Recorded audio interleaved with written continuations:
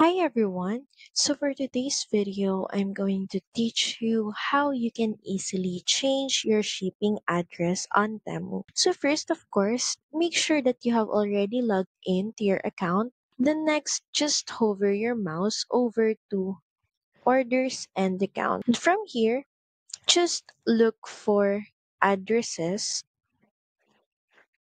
And from here, you can manage your addresses and you can also edit your existing addresses. You can also add a new address if you'd like.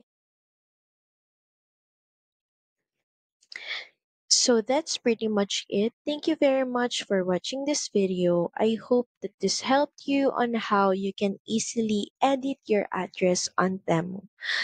Please don't forget to like, share, and subscribe to the channel.